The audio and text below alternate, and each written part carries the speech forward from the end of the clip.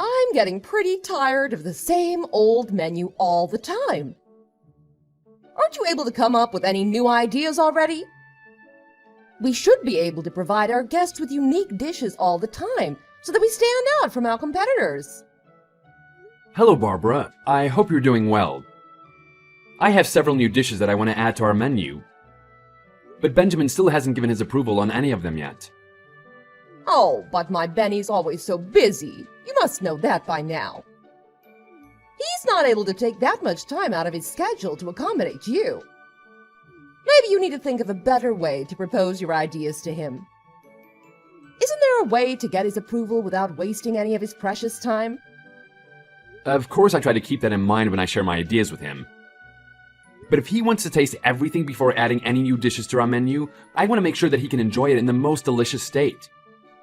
So I always accommodate his schedule to work out a good time for him to come to the restaurant. But unfortunately, he rarely comes at the time that we agreed on. What are you trying to say? Are you trying to imply that Benny is to blame for this? Absolutely not. But I just don't know what more we can do. He probably knows that your cooking is nothing worth putting on our menu anyways.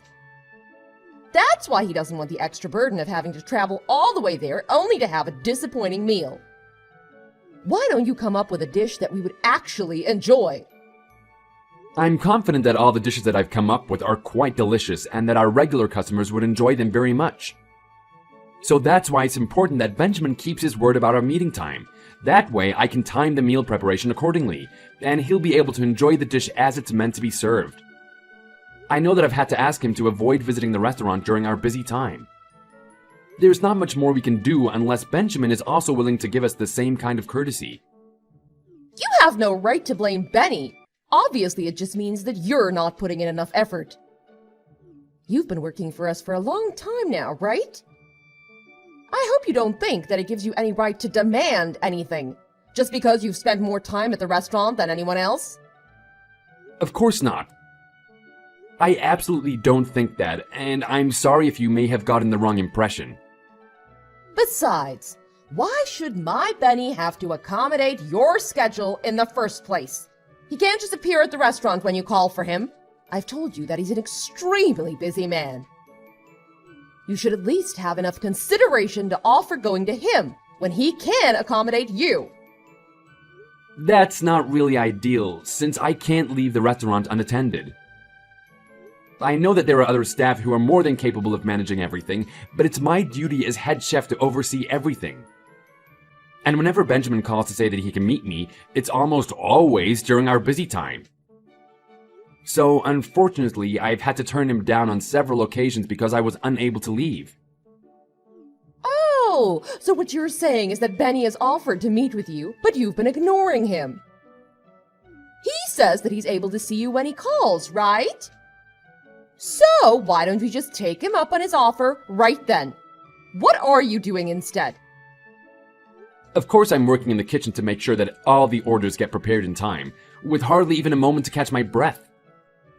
And whenever Benjamin has called in the past, it's always during our lunch or dinner rush, so I'm usually not able to even take his call. I've asked him repeatedly to avoid calling during those times, but perhaps he just forgets. That's ridiculous! When he calls, you should pick up. What's so difficult about that? Benny is giving you such an easy opportunity to redeem yourself and to prove that your skills as a chef are worthy enough for his restaurant. But you still choose to ignore him? That's just too bad for you then. But what can you expect? I've been told that my job at the restaurant should be top priority at all times, no matter what. Especially with the limited staff that we have. Everyone must pull their weight to make sure that everything runs properly. I know that I brought this up with you and Benjamin more than once before, but it still remains an issue for us. We have nowhere near the number of staff that we need. That's just nonsense. If we bring in any more staff, our overall profit will go down for sure. And you've always been able to manage somehow with this number, so I don't really see what the big problem is. Besides, it's not your position to make these kinds of decisions. Who do you think pays your salary? I'm very much aware of that, but we're also working at full capacity all the time. There's barely even any time to take a break. I'm just asking that you consider our situation and rethink your decision about hiring more staff. Well, unfortunately, it just seems to me that you're looking for someone else to blame for your lack of skill as head chef. And there must be something wrong with your sense of taste if Benny hasn't approved any of your new menu ideas. I'm starting to think that I've made a mistake in appointing you as head chef. Perhaps I need to rethink leaving the restaurant operation up to you anymore. If we want the restaurant to run more smoothly and efficiently, perhaps the first step is getting rid of you. What? After all these years, is that really how you think of me? Have I not made any positive impact on the restaurant's business? Oh, don't flatter yourself. Perhaps you need a harsh reality check. So let me be honest with you. The only reason that you're the head chef now is because you've been with us longer than anyone else. We've only kept you for all these years out of compassion. I see. I sort of had the feeling that was the case. So I guess my assumption was correct. What can I say? I mean, I've dedicated the past 10 years to this restaurant. If I say that I'm not disappointed, that would be a lie. You want to call yourself head chef, but you're not even able to come up with a new menu that's satisfactory? Don't forget that we can get rid of you at any time. I'm sure we'll find a better replacement right away. Keep that in mind and put more effort into what you do. Yes, I'm sorry. And I assure you that I'll put in more effort than ever before. I'm very sorry for messaging you this late. But I just wanted to follow up on the menu proposal from the other day. When would you be able to come in and taste it? If you approve of it after the sample, I'd like to put it on our seasonal menu right away. Oh, that's right. I completely forgot about that. My bad. You know, I just graduated from college and it's my first year in the real world, so I've been really busy. Besides, I'd much rather be hanging out with my friends right now than having to taste some hoity-toity pretentious food all the time. I mean, why don't you try putting some wings on the menu or something? Well, I can certainly take that under consideration. Listen, I don't want to keep you from doing what you want. But I'm sure that you're well aware of this restaurant's rules. No new dishes will be added to the menu without your approval first. I know that. But you said something about using eggplant in the new dish, which I hate. I don't even want to try it, to be honest. So I might have been unconsciously avoiding arranging a time to try it. I'm sorry that it's not a favorite of yours, but eggplant is in season right now and really delicious.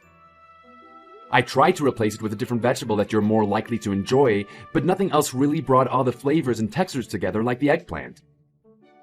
We've also been getting requests from many of our regular customers that they would like to try some dishes using eggplant. However, since we always avoid using any ingredients that aren't to your liking, there's a bit of imbalance towards the ones that we keep including.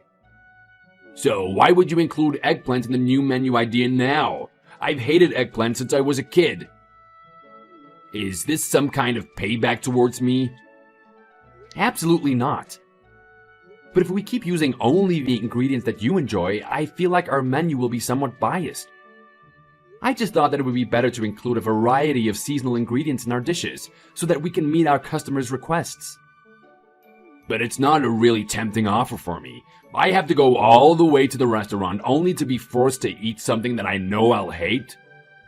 Don't worry, I've already taken that into consideration, and prepared the dish so the non-eggplant lovers can enjoy it as well. I spent a lot of time experimenting with all the different flavors, so you won't be disappointed with what I've come up with. And I can assure you that it's delicious. Really? But it's not going to turn me into an eggplant lover overnight. I'm still going to hate it afterwards. Besides, my mom never made me eat anything I didn't like. Why should I have to do that for you? You're trying to force me to try it, no matter how many times I've told you that. I won't. You're just being a bully now. I never knew that you were so mean. I'm sorry. That isn't my intention at all. I was just thinking about our customers and wanting to please them first and foremost. Sure, whatever. Anyways, I don't have anything planned for today, so I guess I can go over to the restaurant. I'll be there around noon, so make sure that you have everything ready. Wait, no, that's right in the middle of our lunch rush. I won't be able to properly serve you then. Are you able to come after our lunchtime? What? So you're trying to give me orders now? Don't you know how busy I am? I'm already going out of my way to make time for you. In that case, I'll never go over there again. But there's a rumor that a very famous food critic will be in the area soon. It was mentioned in his blog recently. So we've been especially mindful of providing our best service to our customers these days, because who knows when that critic will be in here. He might even come here undercover, pretending to be a regular customer. And depending on his review of the restaurant, it'll have a huge impact on the number of people who come in here afterwards. That's how famous and influential he is. What does that even have to do with me? What difference will it make whether one food critic writes a review about us or not? All you have to do is serve delicious food, provide good service, and cater to the needs of the customers. Is it really that hard? You're right, of course. But in that case, please make sure that you keep your voice down while you're here. That's the one thing I'll ask that you promise. What do you mean by that? Well, you always like to make your presence known by raising your voice every time you're here. But that kind of rowdiness, especially during business hours, is more of an annoyance than anything. Of course, you can make all the noise you want as long as there are no customers. Are you telling me what to do again? Really, you're too full of yourself. You better not forget who you're talking to. I'm sorry if I was out of line, but it's something that affects the restaurant's image, so I thought that it should be my duty as head chef to let you know. Whatever, just have that meal ready for me tomorrow. If the new dish that you're so proud of isn't as good as you say, you better be prepared for whatever comes next. Yes, I understand. I have full confidence in it. Don't worry. Is it really true? I heard from Benny that your new dish includes eggplant as one of the main ingredients. Why would you purposely use an ingredient that you know he hates? That's just cruel. And you want to call yourself head chef? A proper head chef should take into consideration the likes and dislikes of the customer. Some of our regular customers have repeatedly asked that we include more vegetables on the menu, especially seasonal vegetables like eggplant. And I've always felt that we don't provide such a large variety of vegetables either, so I thought that this would be the perfect opportunity to do so. I'm sure that our customers will enjoy the new dish that I've come up with. And don't worry, I know that eggplant isn't a favorite for everyone, so I've arranged it in a way that even non-eggplant lovers will find it pleasant. Oh, really? Because my son said that this so-called arranged recipe tasted terrible. He was hardly able to finish his plate. That's not true, because I watched him finish everything on his plate except for the eggplant, and he seemed perfectly satisfied with the dish. But he was adamant about not even taking a bite of the eggplant because he doesn't like it. And of course, I couldn't force him to try it, so unfortunately, he left the eggplant untouched. So for now, it still remains undecided whether the new dish will be added to the menu or not. Well, if you're not planning to replace the eggplant with something that tastes better, it's not going on the menu. At least that's what Benny told me. And of course, he has the final say in everything. Especially because this is going to be Benny's restaurant soon. What do you mean by that? To be honest, I'm just downright disappointed in you. You're not suitable to be the head chef of our restaurant. We don't need you anymore. You're fired. What? You don't really mean that, do you? Of course I mean it. Who needs a head chef that's as unaccommodating as you? As a matter of fact, I've just decided that Benny will take over as the new head chef from tomorrow. And my decision is absolute. Don't even waste your time trying to change my mind. Today will be your last day working for us. How could you? Perhaps you need to go and refine your palate so you have a better sense of taste. Don't forget to leave your recipes and resignation letter on your way out. Oh, and you better leave the recipe for that new dish as well. I'm sure my Benny will come up with a delicious arrangement that will definitely satisfy our customers.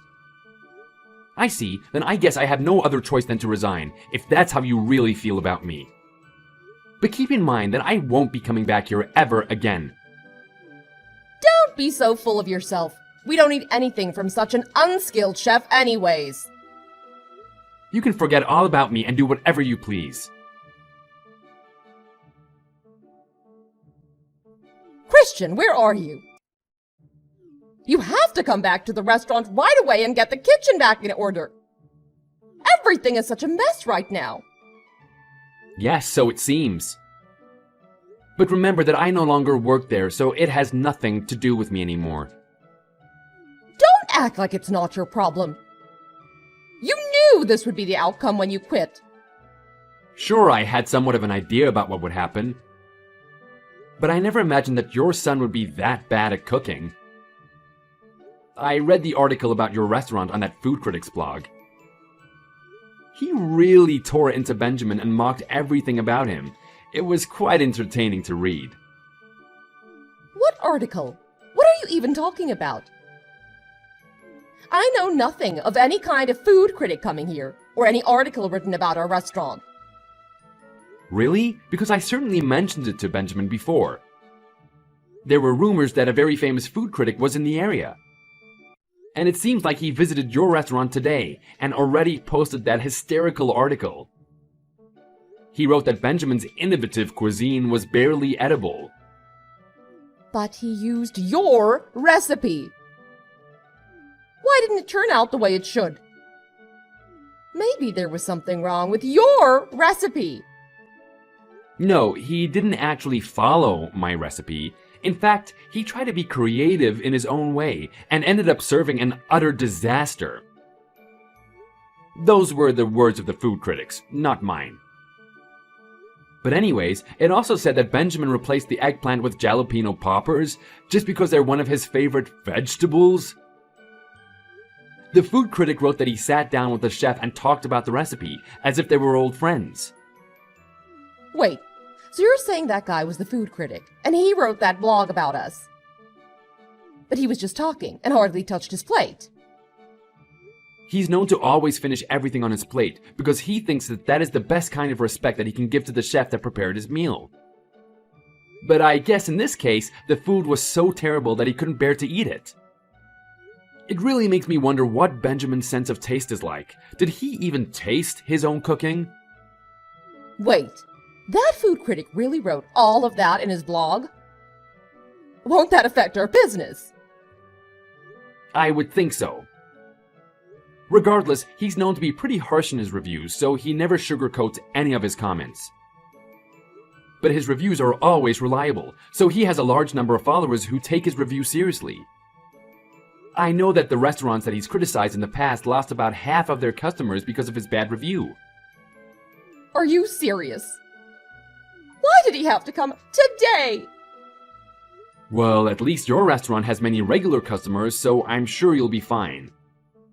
But don't forget that I was the one who served all those regular customers over the years. You should be grateful for that. Actually, even those so-called regular customers were insulting the cooking and started getting really angry. They demanded to see the head chef because nothing tasted the way it should. So I explained to them that we let you go. And you'll never believe what they did after I told them. They just got up and left, saying that they'll never be back ever again.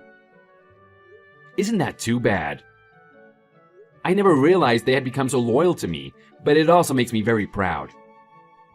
Come back here right now. I'll even give you your old position back. No, I've actually been hired as the head chef at a different restaurant now. So I'm never going back there again. What? They've been trying to recruit me for a while now. But I've been refusing their offer because I had my duty there as a head chef. When you fired me, it gave me the perfect opportunity to finally accept their offer, so I've officially been hired by them now.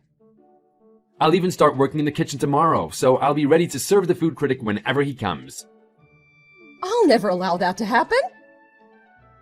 Get back here right now. If you're not here to manage the kitchen, this restaurant will go under. It took you long enough to realize, but it's too late now. I gave your restaurant 10 loyal years of my career, but you refuse to acknowledge the positive impact that I've had as head chef. You continuously insulted me and pretty much gave me no other choice than to quit. As someone who runs a business, you should never feel entitled to look down on the people who work for you. Don't forget that we're just as dedicated as you to the restaurant's success. But if you don't appreciate our hard work, you're just paving the way for your own destruction. The next day, the food critic appeared at Christian's new restaurant, just as he predicted, and gave a rave review of his cooking. He also had a great laugh about the episode at Barbara's restaurant and left with a full stomach. Thanks to all the praise that Christian received in the food critic's review, and together with the ridiculous episode in his former workplace, he became quite famous among the blogger's fans.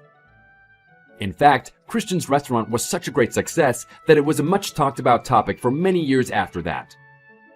And of course, he brought all of his loyal customers from his previous restaurant over to his new place, where they now continue to be his regular customers again.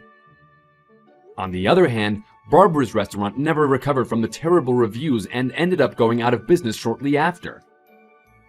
They never felt the need to show any appreciation to those who worked so hard to support their business. So it only makes sense that they ended up losing everything. They never lifted a finger, but always felt entitled to impose their one-sided opinions on everyone. They only got what they deserved in the end.